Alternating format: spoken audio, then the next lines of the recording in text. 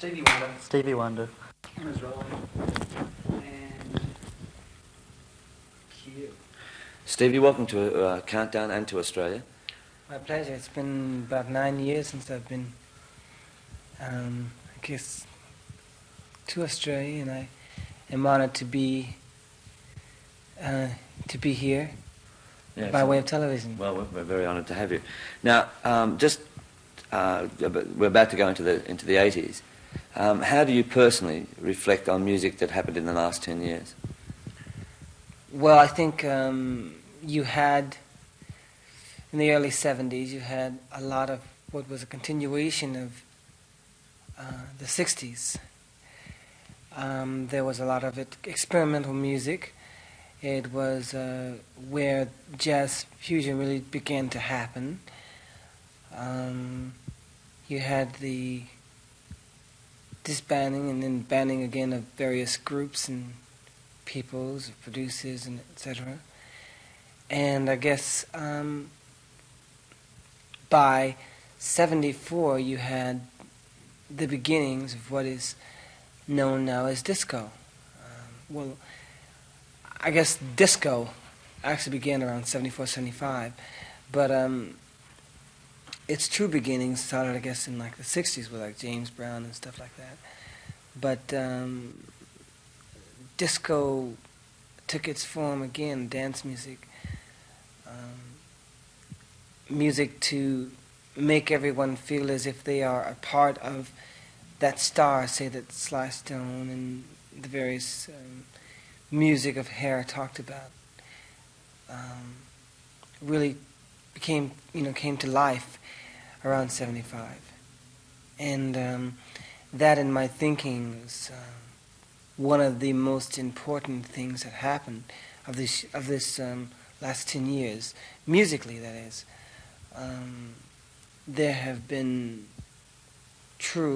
many different forms of music being more accepted than ever before. A combination of people feeling that they wanted something more than just disco. And also because people really begin to realize that the musics were coming together. A lot of jazz acceptance of, say, like Chick Corea, and a lot of so-called, what they call it, reverse crossover, acts where they, in this country, they talk about the white artists doing R&B songs and, reverse the other way and all that kind of stuff. And that happened, I think. Right.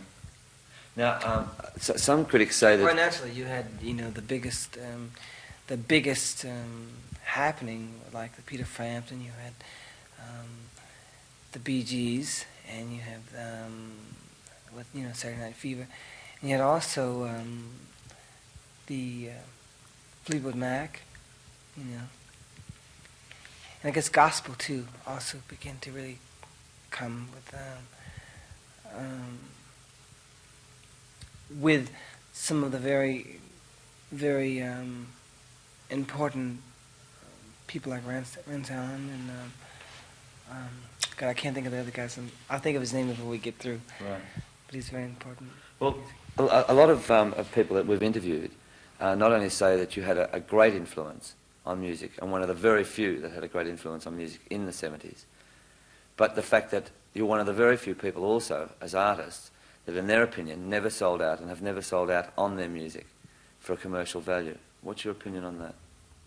Well, see, I thank you very much for, I thank those people that said that. I appreciate that. But it really, in my thinking, is not about selling out. The point is, I guess to a certain extent, the music industry, since like 77, 76, I say 77 to 78, were two of the biggest years in the record industry's history. They sold more records than ever before. A combination of disco and some of the big rock acts and the various gospel music, a lot of different jazz. A lot of music, a lot of records were sold. So I think it was more seen than ever before as a commodity. It's something that people could buy, could really get into. So I think with a combination of some pressures or pressures from record companies that begin to see it like as, well, this is a package deal and this will work. You do this and you do that and you got that. Unfortunately, the most permanent thing in life is change. So when, I guess of this last year, they say, well, record sales have dropped and they've done a lot of cutting back and, employing people and firing people, etc. It's because the record industry is not doing like it did. Well, that was the biggest time in the whole thing, so how do you expect for it to go on and on and on? Now, the artists, I think, suffered from somewhat. Some of the artists, some of the producers suffered from this belief that this is what the public wants, so let's give them more and more and more and more and more. And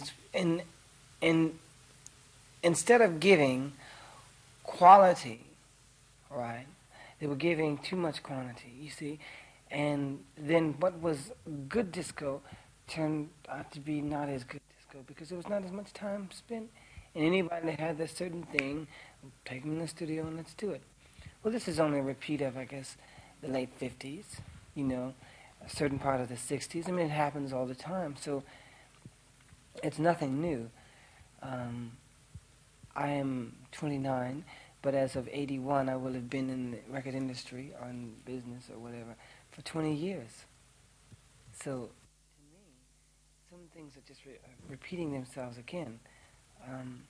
Disco, I don't think is a sellout. Has it been an exciting 10 years this year, in this decade, in your mind? I mean, apart from your own personal achievements, which have been, amazing. Yeah. You have this... You hear it okay now?